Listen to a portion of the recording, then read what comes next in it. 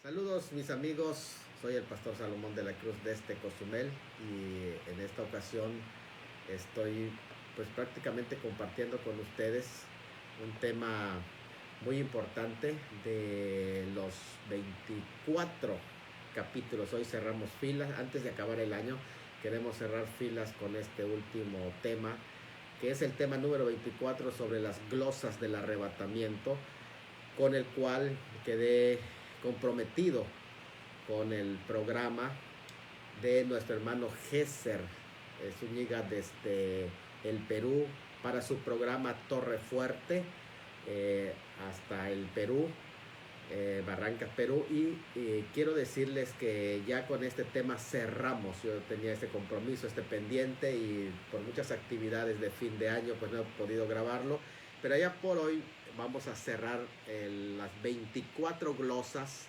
sobre el tema del arrebatamiento de la iglesia. Algunos habían objetado que el tema del arrebatamiento es un tema improvisado que no se encuentra en la Biblia, pero yo he demostrado en todas estas 24 sesiones, concluyendo con el día de hoy, que es un tema obligado, es un tema que no podemos obviar, es un tema que está recalcado en las Sagradas Escrituras. Y el día de hoy precisamente vamos a hablar del tema que se llama la herencia de los hijos de Dios, basado en Romanos capítulo 8, versículos 16 al 26.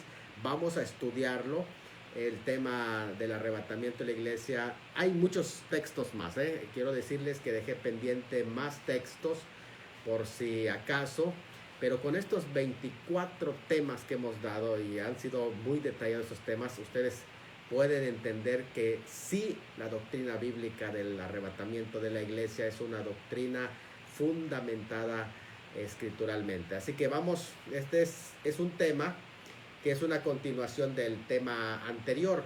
De hecho, van juntos. El tema anterior, que se basó en Colosenses, donde se habló precisamente de la manifestación de los hijos de Dios, es un tema que va ligado a este tema, porque en el tema anterior, recuerden que estuvimos hablando de Colosenses y fue pues prácticamente una explicación detallada de que se trata ahí de dos eventos muy claramente enmarcados en el libro de Colosenses y también de Tesalonicenses, ¿verdad? La venida con sus santos. Bueno, en esta ocasión vamos a hablar de la herencia de los hijos de Dios. La misma mecánica, yo voy a exponer la primera parte, abro espacio para pregunta y continúo exponiendo la segunda parte de la temática. Bueno, como dije, este tema con el anterior van juntos y habla este tema de la manifestación de los hijos de Dios y también el momento cuando la herencia de esos hijos de Dios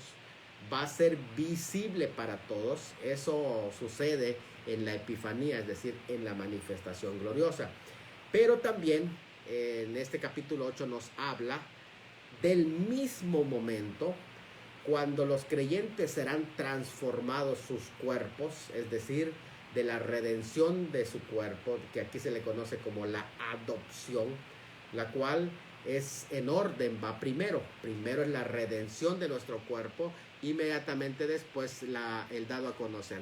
Hermana Betsabe, Brenda Betsabe, saludos, bendiciones hasta Reynosa, mi hermana. Bueno, pues ya con esto vamos a concluir el tema de 24 glosas sobre el arrebatamiento de la iglesia. No se vayan, porque la verdad va a ser un tema muy importante y vamos a tener la oportunidad de a la mitad del video de hacer las preguntas necesarias. Saludos. Entonces, mi hermana Brenda, pues vamos a comenzar hablando de la carta de Romanos, porque está basado en Romanos capítulo 8. En la carta del apóstol Pablo a los romanos es una carta muy importante enviada por medio de Febe, así lo dice el capítulo 16, a los romanos, escrita por el apóstol Pablo durante su tercer viaje misionero. El apóstol, más o menos, estamos hablando del año 57 desde Corinto, porque allí en Corinto él hizo 3 meses. Mayormente su técnica misionera era hacer 3 meses en un lugar y de allá expandirse a los lugares aledaños. En un lugar que era la casa de un tal Gallo, ahí lo menciona en el capítulo 16. Bueno, en Hechos 20 se detalla todo este tercer viaje misionero, y él fue acompañado por Erasto. en 2 Timoteo 4:20 lo dice. Esto fue para completar su trabajo prácticamente en el oriente del Imperio Romano. Y de ahí pensaba viajar a Roma. Es importante que captemos esto. Él pensaba viajar de Corinto a Roma y de allí pasar a España. Fíjate que es interesante cómo él tenía planificado su viaje misionero. En ese sentido, prácticamente en aquellos días que prácticamente pues tenemos cómo llegó el evangelio a Roma, porque si el apóstol Pablo no había llegado y el evangelio ya estaba en Roma, ¿qué es lo que habrá pasado para que haya recibido el evangelio Roma?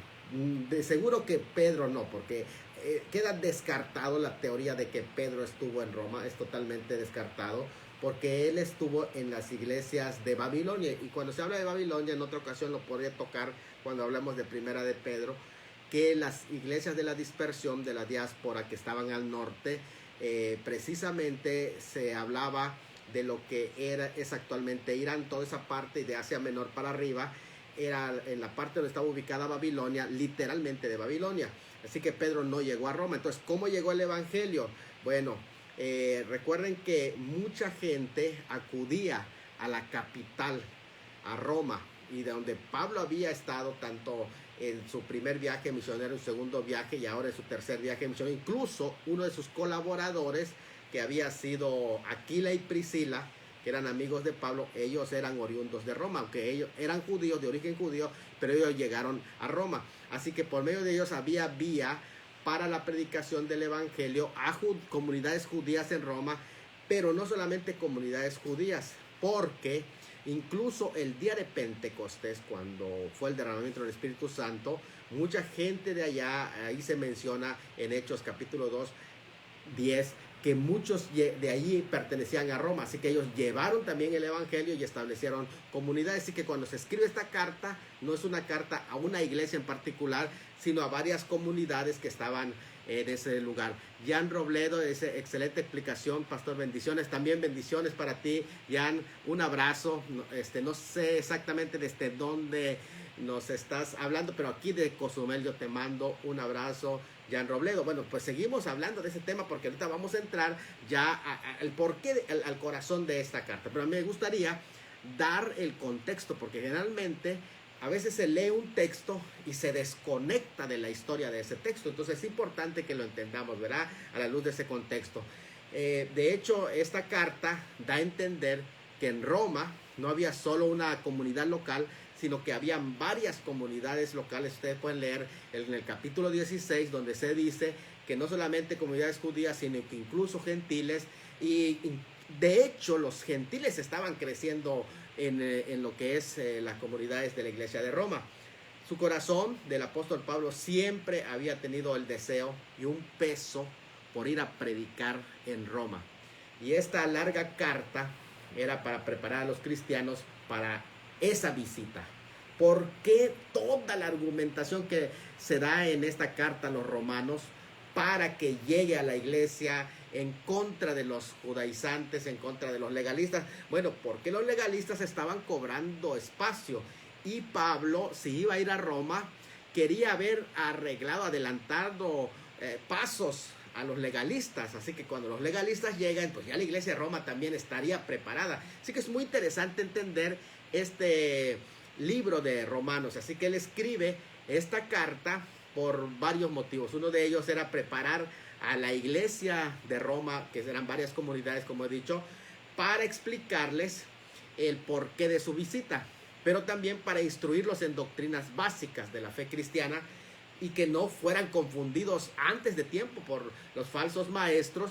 Y además explicarles, una de las cosas importantes era explicarles las diferencias entre Israel natural, el Israel de Dios, que es el Israel convertido, y la iglesia, y la relación del Israel de Dios con la iglesia. Pero además los judaizantes tenían que ser desplazados porque esos tendían a confundir esa relación, y enseñar a los cristianos sus deberes mutuos hacia el Estado, porque estaba surgiendo algo muy fuerte con respecto al Estado.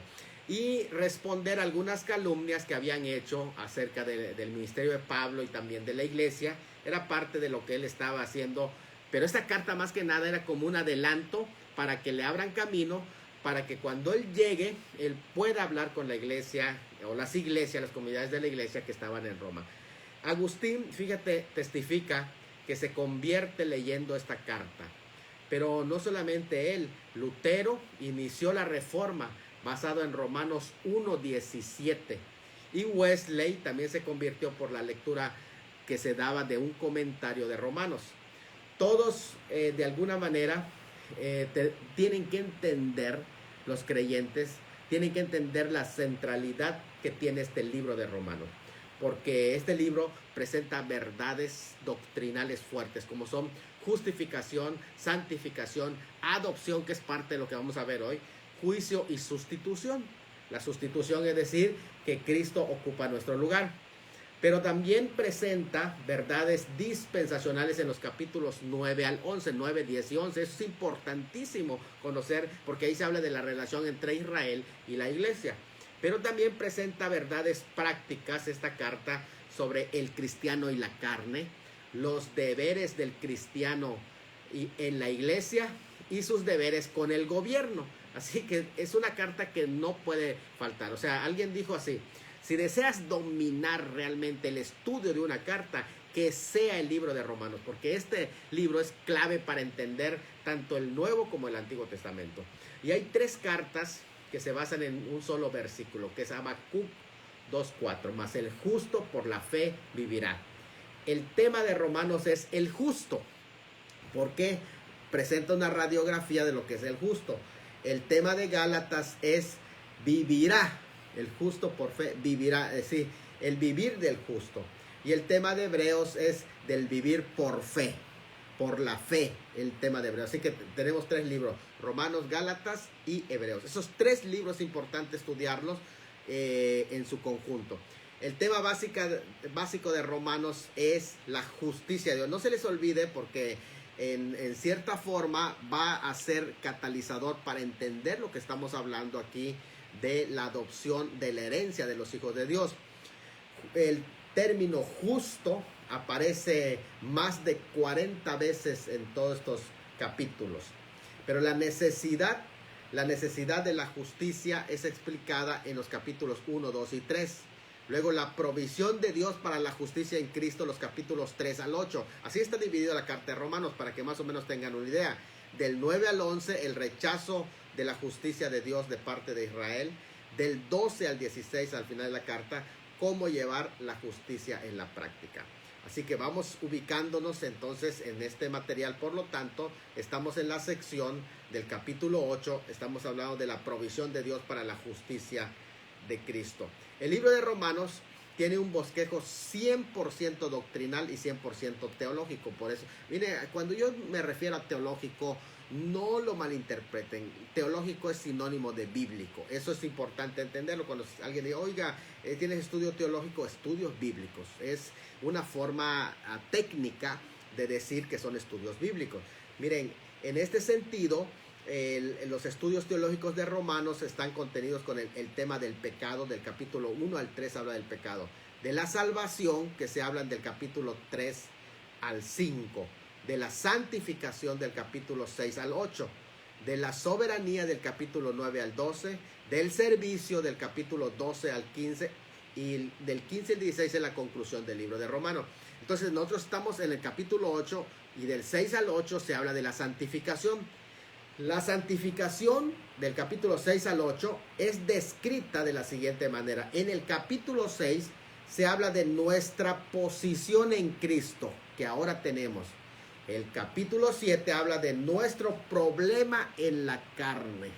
Y el capítulo 8, que es el que vamos a estudiar, habla de nuestro nuevo poder, que es el Espíritu Santo. Vuelvo a reiterar, el capítulo 6, nuestra nueva posición en Cristo. El capítulo 7, nuestro nuevo problema en la carne, que es la lucha que Pablo tiene.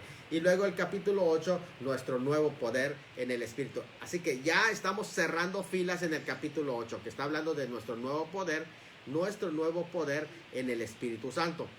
Entonces, el capítulo 8 prácticamente, del 6 al 8, es el que habla de la santificación, es el clímax de la sección de la santificación, o sea, de los 3 capítulos de la santificación que habla el apóstol Pablo en Romanos, del 6, 7 y 8. El capítulo 8 cierra el tema de la santificación y responde a las preguntas que fueron surgiendo respecto a la ley y a la carne, a ver cómo vivir en santidad, qué va a pasar con nosotros, cuándo vamos a ser liberados de este cuerpo de muerte, que pues esa es la discusión que el apóstol tiene.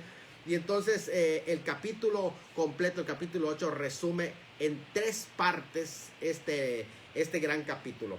Los versículos 1 al 4 del capítulo 8 hablan de no hay ninguna condenación. Y ahí se menciona la relación del espíritu y la ley. Es decir, que nosotros hemos sido librados de esa condenación de la ley porque ahora Cristo ocupó nuestro lugar. Es el versículo 1 al 4. Luego, los versículos 5 al 17 nos hablan ninguna obligación. Es decir, el espíritu y la carne. Ya no tenemos ninguna obligación, sino que ahora tenemos nosotros, la única obligación que tenemos es vivir en el espíritu. No somos deudores a la carne para nada. Y luego ya los versículos 18 al 39 nos habla de ninguna separación, que es el espíritu y los sufrimientos. Y cualquier tipo de sufrimientos que podamos tener no van a tener afectación sobre nuestra salvación ni nuestra relación con Dios, sino que van a estar bien afianzadas. Entonces ya entendemos las tres divisiones de este capítulo 8, del 1 al 4, los versículos 1 al 4 del capítulo 8 hablan de ninguna condenación, el espíritu y la carne. Del 5 al 17, ninguna obligación, el primero es el espíritu y la ley, el segundo es el espíritu y la carne, y aquí el espíritu y los sufrimientos. Muy bien, entonces el apóstol, ¿qué está haciendo? El apóstol está llevando a una disertación muy lógica. Alguien dijo así: si tú vas a estudiar el libro de Romanos, tienes que usar la lógica. ¿Por qué la lógica? Porque el apóstol Pablo tiene una lógica sistemática, como va hablando. Ya ha hablado de una nueva lucha en el capítulo 7, donde Pablo dice que luchaba con el espíritu y la carne. Dice el hermano Joy Salgado, por allá, Jonathan, dice: pastor, buenas noches, Dios te bendiga. Dios te bendiga, Jonah. Recuerda que me debes un café. Vamos a sentarnos a tomar café. Estamos allá pendientes. Yo estoy esperando el mensaje para reunirnos ahí con tu padre y poder charlar, conocerlo. Yo creo que eso va a ser un buen momento. Dale. Entonces, Dios te bendiga. Y estamos hablando de Romanos capítulo 8, que es un tema muy interesante, de cómo el apóstol Pablo ha llevado, después de expresar en el capítulo 7 su lucha en la carne, y luego en el capítulo 8 decir que, sin embargo, nosotros los cristianos tenemos una nueva ley. Ya no nos regimos por la ley de la carne, sino que ahora tenemos una nueva ley, la ley del espíritu. Y luego, no solamente eso, sino que Dios ha creado en nosotros un nuevo hombre. Los versículos 5 al 10 de ese capítulo 8, un nuevo hombre en nosotros, que ya no somos las mismas personas, sino que hay un nuevo hombre creado según Dios en santidad y justicia. Y él va a hablar desde el versículo 11 hasta el versículo 24 de un nuevo cuerpo. Esto es muy importante. ¿Por qué? Porque él está hablando con una lógica, cómo va a ser el proceso de deshacernos de este cuerpo de muerte que nos lleva a pecar. Y entonces va diciendo, bueno, hay una nueva ley para los cristianos. El creyente tiene en su interior un nuevo hombre, pero va a tener un nuevo cuerpo. Ese es el punto en donde queremos llegar, y es ahí donde entra el tema del arrebatamiento que vamos a hablar aquí en este capítulo 8. O sea, el nuevo cuerpo del que habla a partir del versículo 11 va a ocupar la atención del apóstol Pablo. Dice la hermana María Camal: Dios le bendiga, pastor, un saludo desde Los Ángeles, California. Me gustaría que nos diera una plática acerca, dice, de la estrella de Belén, que mañana aparecerá. Tengo la primera parte en mi muro, usted puede buscar, ya tengo la primera parte allá grabada. Si me da tiempo, quiero hacer una explicación un poquito ya más práctica de una segunda parte de esa explicación, pero ya está, puede buscarlo en mi muro. Ahí está el tema de la estrella de Belén, que más que nada esta es una conjunción entre Júpiter y Saturno. Y es interesante esa conjunción porque cuando aparece Saturno en escena, es interesante porque Saturno generalmente es considerado, aún en las épocas bíblicas, como el dios de la guerra, como un dios de muerte, el aspecto malvado que mueve precisamente a los hombres a la maldad. Pero bueno, pues es un tema que ya tenemos algo grabado por allá y que más adelante tal vez podamos hacer una segunda parte. Pero estamos hablando del capítulo 8 de Romanos, cómo va a haber un proceso para los creyentes de liberarse de este cuerpo de muerte. Y lo que va a hacer Dios, después de habernos dado una nueva ley, según los versículos 1 al 4 del capítulo 8, un nuevo hombre, según los versículos 5 al 10 de este capítulo 8, y lo que va a hacer, según los versículos 11 al 24 de este capítulo 8, es darnos un nuevo cuerpo. Cuando llegue ese momento que nos dé ese nuevo cuerpo, por fin vamos a estar exentos del pecado. O sea, vamos a quedar completamente liberados del pecado. ¿Cuándo va a ser el momento cuando seamos completamente liberados? O sea, esa es la salvación que hemos sido a esperanza. O sea, el nuevo cuerpo del que habla a partir del versículo 11 va a ocupar entonces la atención del apóstol Pablo y contiene elementos escatológicos, es decir, de nuestra salvación, que significa aquí que todos los residuos que tenemos en esta vieja naturaleza, que está en nosotros, que está en nuestra mente, que está en nuestro ser aquí carnal, físico, esos elementos residuos en este cuerpo de muerte. Fíjate, es interesante que le dice en este cuerpo de muerte, porque está diciendo que es un cuerpo que está sujeto a padecer muerte, pese a que ha sido liberado espiritualmente. Tenemos la salvación, pero que está expuesto a la muerte. Y esa exposición a la muerte también es interesante porque la muerte le sigue a la muerte la corrupción de este cuerpo. Por lo tanto, aquí cuando se dice que es nuestro cuerpo de muerte, también es un cuerpo de corrupción, o sea, que se echa a perder y que hasta apesta. O sea, esto es impresionante lo que el apóstol está diciendo, que mientras estemos en el cuerpo, ya algo nos proveyó el Señor, según el capítulo 7, donde habla de la lucha contra la carne, ¿verdad?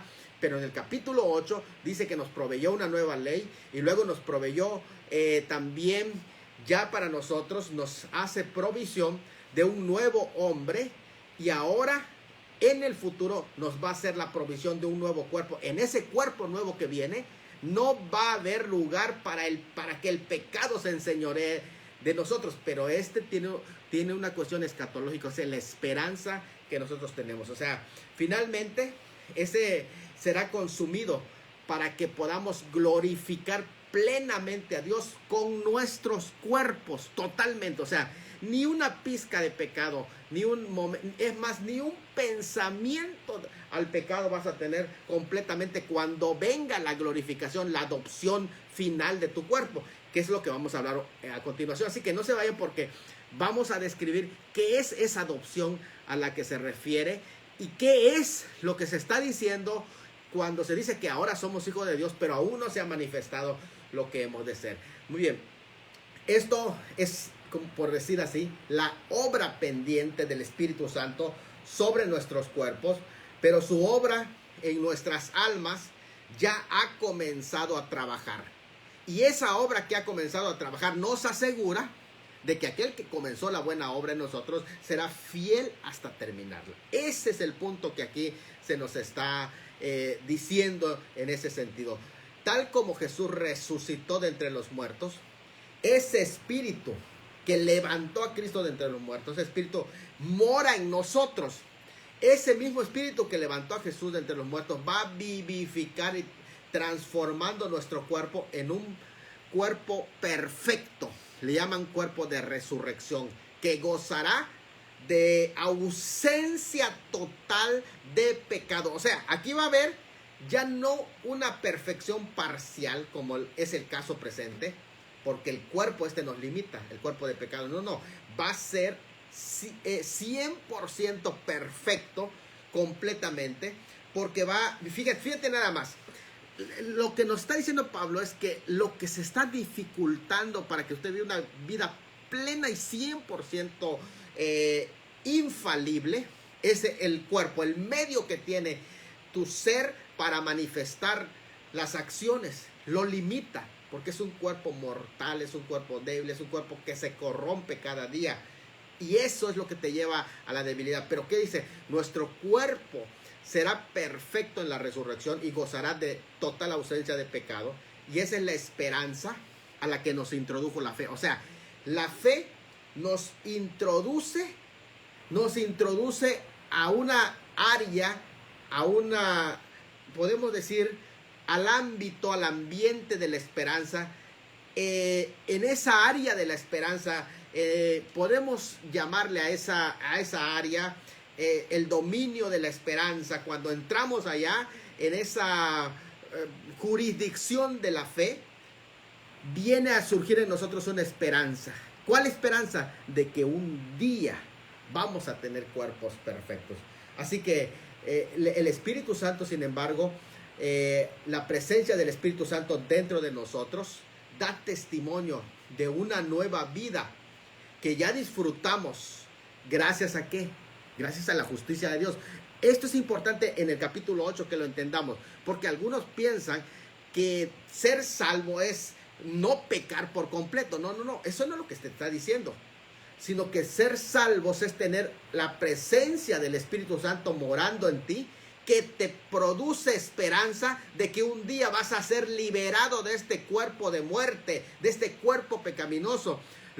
Y de alguna forma ese Espíritu Santo da testimonio a los creyentes de que esta nueva vida que disfrutan, gracias no a tu justicia, sino que gracias a la justicia del Cristo al que tú le perteneces, hoy vas a tener esa liberación, porque Él ya comenzó esa obra. O sea, tú no eres perfecto, eres perfectible y caminas y avanzas hacia la perfección. Un día va a llegar el momento en que va a ser la redención de tu cuerpo, y eso es lo que te mantiene anhelando ese momento, el momento del arrebatamiento. Por eso estamos hablando de que el arrebatamiento es considerado como la salvación. En algunos pasajes el término sozo, que es salvación, se usa para el arrebatamiento. ¿Por qué? Porque finalmente es la adopción de tu cuerpo. Es llamado salvación. Somos puestos para salvación porque es la adopción del cuerpo. Ya no somos esclavos del pecado, desde luego, sino que hemos sido adoptados. Ahora, ¿por qué está diciendo ese pasaje en el capítulo 8 que somos adoptados? Bueno, aquí es importante entender esto. Como el cristiano que vive en el Espíritu ya no es prisionero. Note bien, hay una diferencia entre un prisionero o esclavo de la carne, porque el esclavo no es hijo. El esclavo de la carne no es hijo. Y aquí está contrastando, óigalo bien, para esos judaizantes, para esos judaizantes, aquí está contrastando a los que no son hijos, sino que se basan en la ley, en el antiguo pacto, porque ellos están siendo esclavizados, queriendo cumplir forzosamente la ley como una carga, incluso para que alcancen su salvación, cosa que no van a lograr, y eso los convierte en prisioneros o esclavos de la carne, porque querrán ellos ganar su salvación. Pero en el caso de nosotros, los que viven en el Espíritu, son auténticos hijos y pertenecen a la familia de Dios. Por eso, ahora de que son hijos de, una vez que tú eres hijo de Dios, porque acá hay una diferencia entre hijos y los adoptados. Porque el término que aquí se utiliza, que no está basado, por cierto, y yo quiero aclarar este término adoptados, el término adopción que aquí se utiliza, no es un término que tenga que ver con las costumbres judías, porque algunos dicen, si quieres interpretar la Biblia, tienes que conocer las raíces hebreas. Bueno, en ciertas formas y en ciertos pasajes sí es verdad, pero no lo es verdad en la totalidad. Por ejemplo, en el tema de la adopción. La adopción no tiene que ver aquí con una costumbre hebrea. La adopción que se menciona aquí tiene que ver con una costumbre en el Imperio Romano, en la cultura romana, griega. Y de hecho, por eso Pablo le está escribiendo a los romanos porque hace una diferencia entre el esclavo y el hijo. Pero mientras el hijo es menor, es como si fuera un esclavo. ¿Por qué razón? Porque no puede tener los derechos de la adopción. La adopción viene cuando el hijo es legalmente un mayor y ya empieza a madurar, y entonces cuando lo adoptan quiere decir que no. ¿A quién se adopta? Se adopta al que ya es hijo. Se adopta al que ya es hijo. Y algo importante en la costumbre romana, que se practicaba lo que se llama el toga viril. El toga viril es que ya el hijo que ya alcanza una madurez, se le denomina aquí ya no como tecnón. Tecnón es el término para hijo menor, sino es oios en el griego, es oios. Oios ya es un hijo adulto que ya puede asumir responsabilidad, y la adopción se le pone el toga viril, que es la costumbre romana. Por eso le digo de la adopción. La adopción aquí no tiene nada que ver con el ser adoptados como la adopción general que se hace en el Antiguo Testamento para decir que Israel es mi hijo. Ese tema es totalmente diferente. Aquí la adopción no es a que sea un hijo como perteneciente a tecnón. Tecnón es un hijo menor, y el hijo menor tiene la misma posición del esclavo. ¿Por qué tiene la misma posición del esclavo el hijo menor? Porque todavía no puede administrar los bienes del padre. Para que pueda administrar los bienes del padre, se le oficia el toga viril, se le pone la manta blanca, y entonces él empieza se le presenta ante todos como ya un hijo oios. Es en el griego, oios, que quiere decir un hijo adulto. Que esto es algo muy interesante, que lo voy a explicar un poquito más adelante, pero hasta aquí lo que estoy diciendo es, ya no solamente es un hijo, sino que ahora es un hijo adoptado. Es decir, que ya se le hizo el toga viril. Adoración celestial y saludos, Pastor Salomón. El Señor le bendiga. Saludos, mi hermano. Un abrazo. Y estamos hablando del capítulo 8 de Romanos, porque es muy importante. Y es más, vuélvanlo a ver, porque este video les va a ayudar para entender muchas cuestiones de Romanos capítulo 8. Entonces, como el cristiano que vive en el Espíritu ya no es prisionero o esclavo de la carne, los que viven en el Espíritu, sin embargo, son auténticos hijos de Dios, pertenecen a la familia de Dios. Pero ahora esos que viven en el Espíritu son adoptados como herederos. Ya son hijos de Dios, que son tecnón, son niños de Dios, pero ahora ya crecieron, maduraron, porque viven en el Espíritu, que quiere decir ya maduraron, y ahora se convierten en herederos porque han madurado, según usted lo puede concordar con Gálatas 5, 16 al 18. Ahora, ya no es esclavo del pecado, ni es un niño en la carne, sino que ha sido adoptado como hijo. Y eso queda demostrado porque el espíritu que tienen le permiten ahora llamar a Dios Padre o Abba. O sea, están dispuestos a seguir sus padecimientos, y ahora tienen el derecho que no tenían los niños tecnón del Antiguo Testamento, del Antiguo Pacto, que no han sido adoptados todavía. Interesante esto, ¿eh? Eso es muy interesante. Esta adopción tiene un sentido legal, consumado totalmente en el presente, en la salvación del alma. Pero también tiene un sentido escatológico en la recepción del cuerpo perfecto de resurrección, según el versículo 23. Ahora, etimológicamente, la palabra que aquí se utiliza en los versículos 18, que me gustaría leerlo, y 19, lo vamos a leer. Vamos a concentrarnos en esos versículos, y después voy a seguir explicando este tema de la adopción de hijos, porque es muy importante entender este tema, ¿verdad? Para que vayamos captando qué es lo que nos está diciendo el apóstol Pablo cuando nos habla de la adopción, de la redención de nuestros cuerpos. En los versículos 18 y 19, estoy en el capítulo 8, vamos a leerlo rápidamente. Dice así, de esta manera, Romanos 8, 18 y 19. Esos dos versículos nos van a hacer la diferencia de lo que viene para el creyente cuando venga la adopción total de sus cuerpos. Dice, porque tengo 8, 18, tengo por cierto que las aflicciones del tiempo presente no son comparables con las glorias doxas, erjomai, venideras, que en nosotros ha de manifestarse. En nosotros ha de manifestarse. Note bien la diferencia, que aquí dice que en nosotros ha de manifestarse, es decir, que en nuestros cuerpos han de manifestarse, porque esta parte del versículo 18 está hablando de una manifestación en nuestros cuerpos, en otras palabras, de la manifestación de Cristo para los creyentes, que es completamente diferente al versículo 19, porque el anhelo ardiente de la creación, oye, de toda la creación, es aguardar la manifestación de los hijos de Dios. Ahora, aquí no es una manifestación en nosotros, sino es la manifestación de nosotros, de los hijos de Dios. Vean, el versículo 19 es la manifestación de los hijos de Dios. ¿Esto qué quiere decir? Que aquí hay dos fases. Si ustedes analizan bien ese pasaje, una cosa es que Cristo se manifieste a nosotros y en nosotros y en nuestros cuerpos, porque eso es lo que se está anhelando. O sea, la redención de nuestro cuerpo, la adopción de nuestro cuerpo finalmente va a ser cuando Cristo se revele a su iglesia, cuando se manifieste a su iglesia. Aquí viene un concepto de manifestación, y la palabra manifestación que aparece aquí, que es muy interesante, es la palabra apocalipsis.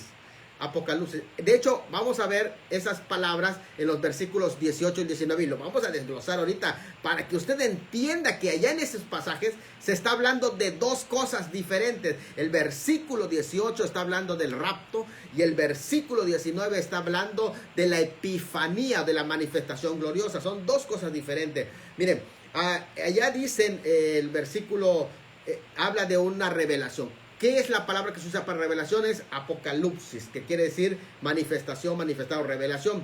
Viene de apocalipto, que quiere decir quitar la cubierta, revelar, descubrir, manifestar o venidero. A su vez tiene dos raíces. Apo, que quiere decir fuera, lejos de lugar o de tiempo. Y en este sentido,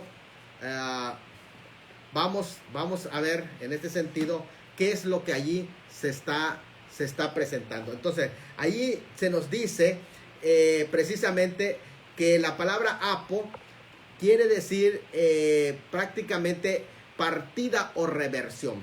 Y calupto quiere decir cubrir o encubrir, semejante a clepto, que es hurtar o robar. Y acrupto, que es esconder, cubrir, ocultar secretamente. Significa prácticamente quitar el velo con el propósito de revelar. Su traducción más exacta es con signos de admiración. Apocalipsis es con signos de admiración, como una exclamación de sorpresa. O sea, la palabra apocalipsis lleva signos de admiración, exclamación, como sorpresa. Y su significado primario es revelar, que aquí, o descorrer el velo. Aquí lo traducen como manifestación, que sería una traducción tal vez secundaria. Pero es importante entender que el nombre del último libro también, que así se le conoce como Apocalipsis, se usa ese término. Sus usos como sustantivos son muchos, pero se relacionan con la segunda venida de la siguiente manera: como manifestación del Señor Jesucristo para los que le esperan. Quiere decir que Apocalipsis puede referirse al rapto. O sea, mientras Él se manifieste para los que lo esperan, eso es el rapto. Cuando sea manifestado Cristo para recompensar y traer gracia a sus siervos, 1 Pedro 1:13, eso es el rapto también.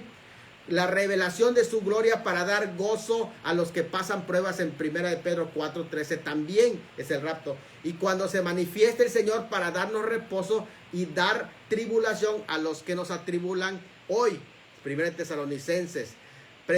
Predicción simbólica de los juicios de Dios en Apocalipsis 1 y revelación del justo juicio de Dios, de la ira de Dios en Romanos 2:5. La manifestación de los hijos de Dios en la gloria venidera está mencionado en el capítulo 8:19 de este Romanos. Hay muchos usos, pero cuando es usado el verbo de manera objetiva, que es prácticamente apocalipto, se usa presentando algo a los sentidos de la vista, al oído, como referente al pasado. Hay varios ejemplos, pero con relación al futuro se habla de salvación del creyente preparada para ser manifestada en los postreros tiempos. La recompensa de la obra de cada uno será revelada, dice Apocalipsis, por fuego. La gloria que el creyente ha de manifestarse, que aquí en el 8:18 se dice, también se refiere a la revelación. Así que el término Apocalipsis puede referirse al arrebatamiento o puede referirse a la epifanía, cualquiera de los dos. Epifanía es su manifestación gloriosa. También se habla del apocalipto del hombre de pecado. También va a tener su revelación, su apocalipsis, ¿verdad? Hasta que se ha quitado de en medio lo que lo detiene. Bueno, cuando se estudia en su conjunto los textos, se usa ese término, se concluye que es un sinónimo de la segunda venida de Cristo, en términos generales, tanto para la iglesia como también para el mundo entero. El versículo 18, cuando se habla que será manifestado, en el versículo 18, ha de manifestarse, se utiliza el término apocalipto. Pero en el versículo 19, prácticamente se usa un sustantivo que es apocalipsis. Y hace una referencia al momento cuando venga a administrar juicio. Entonces, son dos versículos. El 18 es para los creyentes. Y el 19, pues prácticamente es, dice, saludos a mi amado pastor desde aquí de mi taller de manualidades, que lo tengo acá al ladito, Así que le mando muchos besos a mi esposa, que ella siempre ve los programas y ahorita lo está viendo en vivo también. Así que le mando muchos besos a mi amada esposa, que aquí está trabajando fuertemente. Le voy a cobrar la promoción, está haciendo piñatas, vende piñatas. Así que allí para todos los interesados. Dios te bendiga, mi amor. Y bueno, pues aquí estamos dando, ya sabes, dándole enseñanzas aquí al pueblo del Señor. Y este tema del arrebatamiento es un tema muy hermoso. Estamos viendo que en el capítulo 8, versículo 18, se habla del arrebatamiento. Y en el 8:19 se habla de la epifanía, de la manifestación gloriosa. Son dos eventos que se mencionan y que de alguna manera podemos decir, miren, cuando agarras los textos claramente y ves el estudio claramente cómo encaja, la revelación de Jesucristo a los hijos de Dios, que está en el versículo 18, está mencionado en varios pasajes, tanto en Efesios 1:13 al 14 como en el 4:30. Todos, es la revelación del Señor Jesucristo a sus hijos. Es parte de la segunda venida, pero es el inicio de esa segunda venida. Y luego la revelación de Jesucristo a todos los santos, ángeles y al mundo. En ese sentido, según Tesalonicenses y Romanos 8:19, Apocalipsis 19, tiene que ver con esa parte. Entonces, algo muy importante entender que entre ambos acontecimientos hay una serie de eventos que se van a desarrollar, que en este mismo capítulo lo dice, porque dice que la creación gime y aún está con dolores de parto. Es interesante que aquí donde se habla del sufrimiento, en el capítulo 8 de Romanos, también se habla de nuestra herencia, que es el punto que nosotros ahora estamos viendo. Se habla del sufrimiento, pero se habla de nuestra herencia. ¿Por qué se habla de herencia cuando se está hablando de sufrimiento aquí de los hijos de Dios? Por la cuestión de la adopción. Es decir, no es ser hijos legales solamente, sino es ser hijos herederos. Hijo legal es un tecnón. El momento en que tú naces de nuevo, eres hijo legal. Pero cuando empiezas a padecer por causa de Cristo, empiezas a crecer, a madurar, te conviertes en OIOs. Hay una diferencia que ya lo expliqué anteriormente, pero lo vuelvo a retomar ya más con detalle, entre el creyente como un niño tecnón, un creyente como un niño tecnón, que es hijo de Dios, ya, pero ya en el capítulo 8, aquí en este capítulo 8 de Romanos, se nos hace la diferencia entre lo que es un hijo menor, tecnón, que vive según la carne, y un hijo oios, que ya vive según el espíritu, que pasa padecimientos para que pueda madurar, para que pueda crecer. El espíritu da testimonio a nuestro espíritu, dice que somos hijos o niños de Dios. Fíjate, ahí el término que el espíritu da a nuestro espíritu, que somos hijos. Entonces tú eres un hijo de Dios. Al momento en que naces de nuevo, eres un niño de Dios, un tecnón. Así la palabra que se utiliza para hijos es tecnón. Y como tales, tú tienes la oportunidad de ser heredero, es decir, un hoios, un hijo adulto. Fíjate, y si eres hijo adulto, eres coheredero con Cristo. Es interesante. Ello pone el acento sobre su nacimiento espiritual. Por otra parte, todos los que son guiados por el Espíritu de Dios, estos son hoios, son hijos de Dios. No es lo mismo que todos los que tienen al Espíritu de Dios son niños de Dios, pero que ahora los que son guiados por el Espíritu de Dios, estos no solamente son niños de Dios, sino que son hijos adultos de Dios. Estos y no otros son llamados hijos de Dios. La conducta de ellos es la evidencia de la dignidad de su relación y semejanza con su carácter. Por eso aquí el sufrimiento está acorde con su nominación como adoptados para ser hijos a través de lo que les dije en la ceremonia de la toga viril. Así también lo usó Jesús en Mateo 5:9 cuando dijo: bienaventurados los pacificadores, porque ellos serán llamados hijos de Dios. Los pacificadores serán llamados hijos de Dios, o sea, hijos adultos. Amad a vuestros enemigos y orad por ellos, por los que os persiguen, para que seáis hijos de vuestro Padre que está en los cielos. Entonces uno dice, a ver, voy a amar para que yo me convierta en hijo de Dios. No para que seas un tecnón, porque tú eres un hijo niño de Dios cuando naces de nuevo. Pero cuando empiezas a amar a tus enemigos, te conviertes en un hijo hoios, es decir, en un hijo maduro, que aquí se está diciendo. Entonces vean bien que aquí en el capítulo 8 se vuelve a enfatizar esto. Somos hijos de Dios por el nuevo nacimiento según el versículo 14 de este capítulo 8. Pero somos herederos por la adopción según el versículo 15. Vean bien, voy a leerlo para que ustedes lo entiendan. El 14 nos presenta hijos como niños de Dios, es la palabra tecnón en el versículo que es el 14, porque todos los que, dice allá en el versículo 14, todos los que son guiados por el Espíritu de Dios, estos son hijos de Dios, pues no habéis recibido el espíritu de esclavitud para estar otra vez en temor, sino que habéis recibido el espíritu de adopción por el que clamás, Abba, Padre. Entonces, en el versículo que dice que todos los que tienen al Espíritu de Dios, todos ellos son hijos de Dios. Tú tienes el Espíritu de Dios desde el momento en que naces de nuevo. Eres un niño de Dios. Pero te conviertes en adoptado hijo de Dios cuando empiezas a madurar y empiezas a crecer. En el versículo 15 se contrasta el espíritu de esclavitud, que prácticamente que es una forma de ser o carácter de esclavo. Ahora, aquí es importante, bien, porque aquí ¿saben qué es lo que está contrastando este pasaje? Está contrastando los que viven bajo la ley, porque ellos son esclavos de la ley.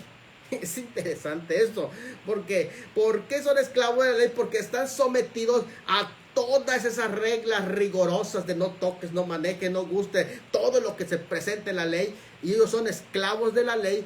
Ese carácter de esclavo no les permite ser libres, o sea, son niños de Dios, sí son niños de Dios, pero son niños carnales, o sea, todavía no han llegado a la adopción. Este es el punto de la adopción que solo se da en la doctrina del Nuevo Testamento. Este es con el espíritu de adopción, que es el Espíritu Santo, que le da al creyente no solamente la filiación de ser hijo de Dios, sino que lo capacita para llamarle a Dios Padre. Y esto también es importante entenderlo. ¿Por qué?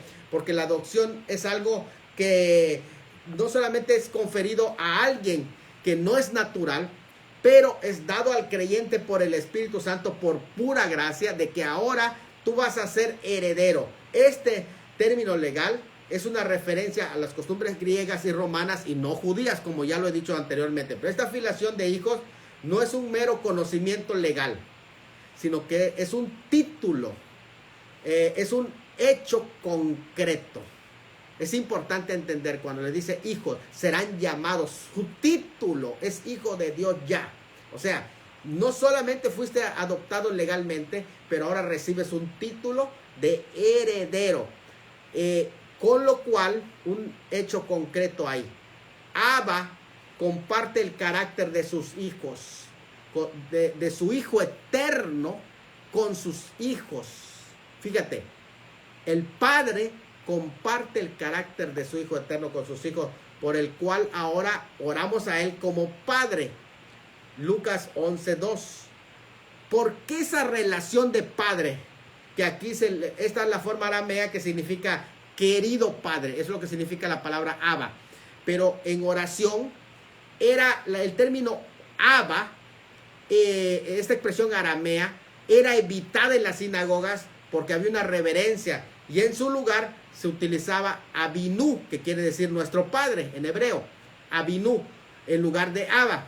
Porque para ellos Abba era un concepto muy, pero muy sagrado. Pero fíjate que está diciendo Pablo. Así que agárrense esas personas que están muy aferrados a lo que es el hebraísmo y que están muy aferrados a lo que es prácticamente las leyes judaicas. Porque aquí está diciendo, ellos no pueden decir Abba porque todas esas reglamentaciones les prohíben y no tienen esa oportunidad de relación porque tienen miedo de acercarse a Dios y decirle Abba. Pero ¿saben qué? Ustedes pueden hablar al Dios como su Padre, Abba, que quiere decir querido Padre, y algunas dicen que la expresión es papito, pero es interesante porque es una cuestión, algunos dicen que esa expresión eran palabras balbuceadas de los bebés, pero de una relación de cercanía tan al Padre. Pero se nos está dando el derecho de Jesús, que llamaba al Padre en forma familiar cuando decía mi Padre y vuestro Padre. Pero ahora Él nos está diciendo que podemos allegarnos a Él y decirle Padre. O sea, los que viven bajo la ley son como niños menores de edad, bajo autoridad, como si fuesen ellos siervos o esclavos, y cubiertos por un miedo al castigo. ¿Qué tal si hago algo mal? Si digo mal esto, si pronuncio mal, o si no guardo exactamente la ley. Pero el nacido de nuevo no nace a una posición de servidumbre, sino que es puesto en la familia de Dios como un mayor de edad, como un hijo maduro, como un hijo que aquí le llaman adoptado. Un hijo adoptado es alguien entonces que ha alcanzado la madurez y que ya se ha convertido hasta en heredero. Ahora, el versículo 17 que aquí se menciona de la siguiente manera: y si hijos también herederos, herederos de Dios y coherederos con Cristo, si es que padecemos juntamente con Él, para que juntamente con Él seamos glorificados. Lo que está haciendo Pablo es avanza a la idea de hijo hacia herederos, de hijo a heredero, como en 4:14. Enseñanza conocida bien dentro de los oyentes de Pablo y garantizada ya por el Espíritu Santo que habita en nosotros. Es decir, ese Espíritu Santo que ya habita en nosotros nos va a garantizar de que vamos a heredar. Somos herederos ya.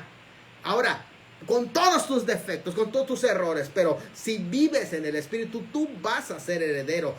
Podrás tener muchos errores, pero vas a ser heredero. Los cristianos tenemos una herencia común porque seguimos a Cristo y Cristo es el heredero, el hijo heredero de Dios, el primogénito, o que tiene el derecho de primogenitura de toda la creación, y nosotros somos de Él. Si somos herederos, hijos adoptados o hijos adultos con Cristo, cuando Él vuelva para tomar el cetro del gobierno universal, es lo que te está diciendo todo este pasaje. Lo que va a hacer es que va a compartir con nosotros todos los derechos de propiedad de toda la riqueza del Padre que Él tiene derecho de heredar, y nos va a decir: vengan y siéntense conmigo en mi trono. Así que, ¿qué está diciendo? Que la vida del cristiano es una reproducción de la vida de Cristo. Si padecemos juntamente con Él, o sea, si tenemos comunión con Él, de llevar la cruz y el autosacrificio. Ahora, ¿qué está diciendo? Nos está diciendo, no es que si tú padeces, no es un condicionante, no es un condicionante. Te está diciendo, ya que padecemos juntamente con Él. Oiga, porque estamos en Cristo padeciendo todas esas adversidades que Él vivió. Y si ya estamos padeciendo juntamente con Él, también juntamente con Él, así como Él padeció, murió y resucitó, así también seremos glorificados. O sea, todos los creyentes prácticamente aquí están contemplados en este sí. Sí, no es un condicionante, sino que es una argumentación de Pablo para decir, estamos padeciendo juntamente con Él, pero tenemos al Espíritu Santo que nos garantiza esa herencia que tenemos en los cielos. Y de esta manera, toda esa hostilidad del mundo que estamos viviendo, con toda su vergüenza y oprobio, va a tener el mismo fin que el Señor Jesucristo, que es la herencia que va a recibir del Padre y la va a compartir con nosotros como hijos herederos. Amén, hermana Yolanda. Amén. Dios me lo bendiga grandemente. Es así como lo enseña. La seguridad de esta gloria futura, entonces, queda confirmada en 3 hechos que sirven de testimonio para decir, ¿saben qué? ¿Es realidad nuestra herencia? Sí es realidad. Y la vamos a ver enseguida. Voy a hacer un alto enseguida para que entremos ya a discutir esos 3 hechos que sirven de testimonio para asegurar nuestra herencia. Voy a hacer un alto y entramos a preguntas. Hasta aquí estamos hablando del capítulo 8 y de la herencia que tienen los hijos adoptados, que son oios, no tecnón, porque los tecnón son menores, sino los adoptados, los que ya les hicieron el toga viril y que ahora tienen el derecho de recibir herencia. Ahora, antes de que yo entre para presentar la gloria futura asegurada con 3 hechos que sirven de testimonio hoy, voy a abrir el espacio para que podamos nosotros tener esta discusión. Si hay preguntas, a ver, dejamos el espacio para preguntas. ¿Hay preguntas, mis hermanos? Si no hay preguntas, recuerden que estamos los versículos 18, estamos en 8:18 y 8:19. El 8:18 habla de el apocalipsis para la iglesia y el 8:19 habla del apocalipsis para el mundo. O sea, una cosa es la revelación que va a estar en nosotros y otra cosa es la revelación de nosotros en el mundo. Eso es interesante en esos capítulos 18 y 19 que hemos visto hasta este momento, y vamos a empezar a mostrar los 3 hechos que sirven de confirmación, de seguridad de esta gloria futura. Si no hay preguntas, avanzamos pues en los siguientes versículos. Pero vamos a ver, pues, si no hay preguntas, vamos a hablar de la seguridad. ¿Por qué tenemos esa seguridad que vamos a heredar? En primer lugar, la primera seguridad o testimonio es la unidad orgánica de la creación. Nosotros estamos prácticamente unidos con la creación. ¿Por qué? Porque nosotros procedemos del polvo de la tierra. Y los efectos del pecado del hombre afectaron también a la creación. Este hecho científico o científicamente probado de que el hombre y la naturaleza están íntimamente relacionadas. Juntos el hombre y la naturaleza han sufrido, aunque la naturaleza dice que sufrió no por voluntad propia, porque no tiene voluntad, sino por aquel que lo sujetó, pero a causa del pecado del hombre. Ahora, esto se debe a la pecaminosidad humana que afectó a la creación. Así también, cuando la gracia pone al hombre en su nuevo orden, también la naturaleza va a compartir esta esperanza de reajuste. Así que lo primero que debemos de saber es, existe una unidad orgánica entre la creación y nosotros. Y ese hecho que podemos ver con nuestros ojos, cómo está sufriendo la creación, eso es un recuerdo de cómo el ser humano lo afectó. Y se puede hablar mucho sobre este tema. Sobre todo los ambientalistas pueden hablar de este tema, de cómo el hombre hace que la creación sufra. Pero también esa afectación de la creación, esa unidad de la creación, también es un testimonio que sirve para mostrar y asegurar de que viene una redención completa.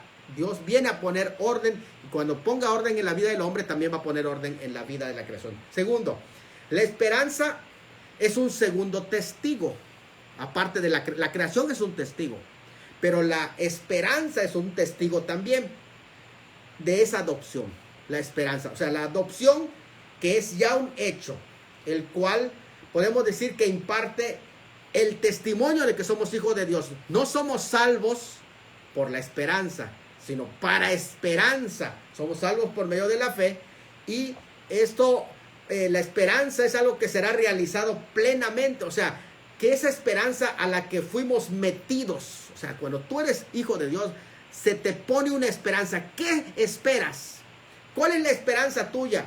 Lo que hemos visto en los capítulos 7, Pablo, ¿quién me librará de este cuerpo de muerte? Y entonces el Señor provee una nueva ley para nosotros, provee prácticamente un nuevo hombre dentro de nosotros, pero también va a proveer un nuevo cuerpo. Esa es la esperanza de los hijos de Dios. Será realizada plenamente en la resurrección.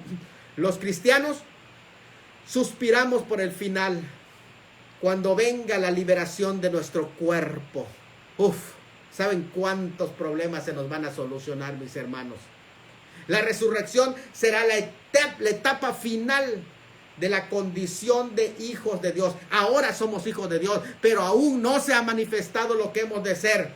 ¿Por qué? Porque dice, si tú eres un come frijoles como yo, sí, pero soy un hijo de Dios. Ahora tú no te das cuenta, soy hijo de Dios, pero aún no se ha manifestado lo que hemos de ser. Pero cuando Cristo, nuestra vida, se manifieste, o sea, cuando la vida choque con nosotros en ese cuerpo, en ese momento seremos manifestados completamente. Y fíjate que esto es algo tremendo. Ya somos salvos por fe, pero esta fe produce esperanza de salvación plena que está en el futuro. Por eso es importante el estudio de la escatología, mi hermano Jonathan, porque cuando nosotros estudiamos la escatología nos da esperanza, es decir, Él va a venir y nos va a solucionar esto. Y esta, la esperanza, es un testigo que está en nosotros. En tercer lugar, el Espíritu Santo. La ayuda del Espíritu Santo es el tercer testigo de la plena realización de nuestra adopción.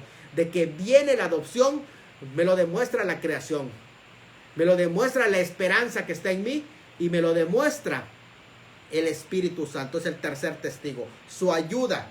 Es interesante aquí el término ayuda, porque es un término que significa que es un ayudante que soporta el peso en cooperación con el que lleva la carga en el otro extremo. Es como cuando ustedes llevan con dos personas, se carga una vara larga, pesada. De un lado carga uno y del otro lado carga el otro. Eso es lo que hace el Espíritu Santo. Te ayuda en tu debilidad, dice. Él viene para ayudarte. Está cargando del otro lado. Fíjate, eso es lo que está haciendo. En el otro extremo de la carga está el Espíritu Santo ayudándote en tu debilidad, en tu fragilidad, en tu ignorancia, en tu comprensión poca de la voluntad de Dios. Porque tal vez tú no sabes qué hacer, pero viene el Espíritu Santo en ese momento en que tú no sabes qué decisión tomar, y empieza a interceder dentro de ti con gemidos indecibles. Esto nos está diciendo que somos, entonces, ¿qué? Somos coherederos con Cristo, y tenemos el testimonio de la creación, de la esperanza que está en nosotros y del Espíritu Santo.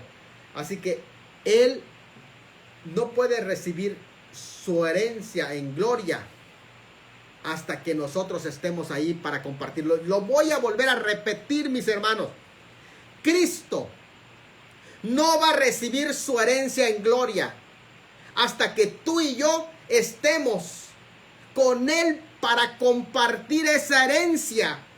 Y lo vuelvo a repetir porque creo que algunos no me están entendiendo. Pero Cristo no va a recibir su herencia en gloria, hasta que nosotros estemos ahí para compartirlo con Él. Esta es la motivación de seguir adelante. Aunque los creyentes hoy soportan sufrimientos, cuando Cristo regrese, van a disfrutar de la gloria. La segunda venida como salvación para la iglesia es tocado en todo el libro. la segunda venida, porque esa es la esperanza y es llamado salvación. Por eso en Romanos capítulo 5, versículo 10, dice ese mismo pasaje. Fíjate bien cómo dice allí esa salvación es mencionado en 5:10, porque siendo enemigos fuimos reconciliados. Óyalo bien, ya estamos reconciliados con Dios por la muerte de su Hijo, así ya somos salvos. Mucho más estando reconciliados, o sea, si ya estamos reconciliados ya no tenemos condenación. Y si ya no tenemos condenación, por él seremos salvos por su vida. Es decir, ya nosotros somos salvos, pero en el 5:9, note bien que dice aquí en el 5:9, pues mucho más estando ya justificados por su sangre, por él seremos salvos de la ira. 5:9, Romanos 5:9-10. ¿Qué es lo que estoy diciendo? ¿Qué estoy diciendo?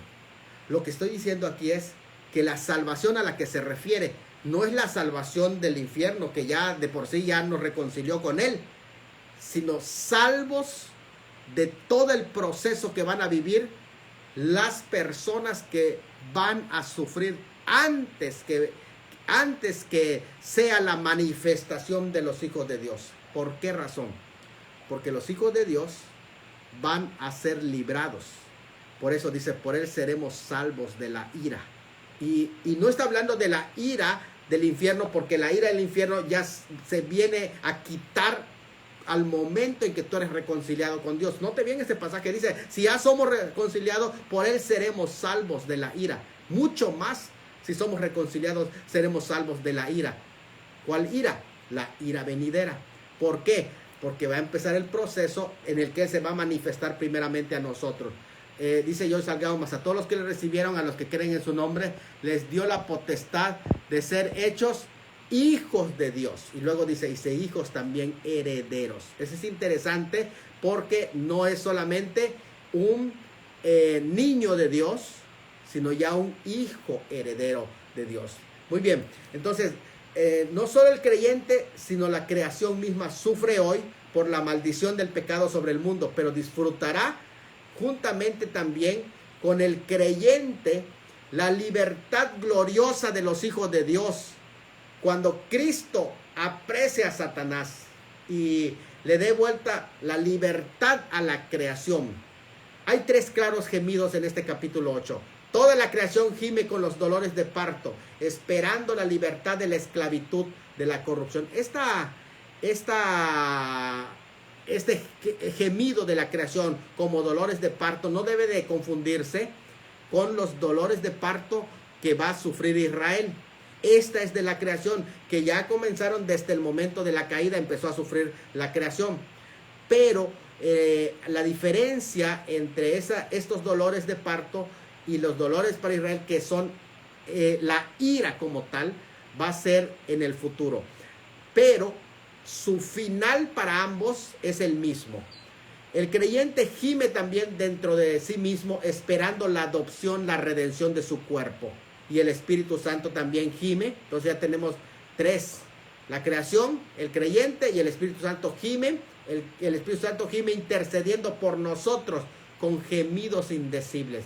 Estos dolores de parto de la creación que iniciaron con la introducción del pecado del hombre van a culminar igual que los dolores de parto para Israel cuando llegue la manifestación en gloria. ¿Por qué la manifestación de los hijos de Dios no puede darse si primero no viene la transformación de su cuerpo? Porque para que los hijos de Dios se manifiesten, primero tiene que venir la transformación de su cuerpo. Por eso la creación gime y está con dolores de parto hasta que llegue la adopción, la redención de nuestro cuerpo, porque la creación va a ser beneficiada también. Sin embargo, así como los dolores de parto son compensados con la llegada del Hijo, así también los dolores de parto de la creación serán compensados cuando los hijos de Dios alcancen su gloriosa libertad, cuando lleguen los tiempos de restauración de todas las cosas.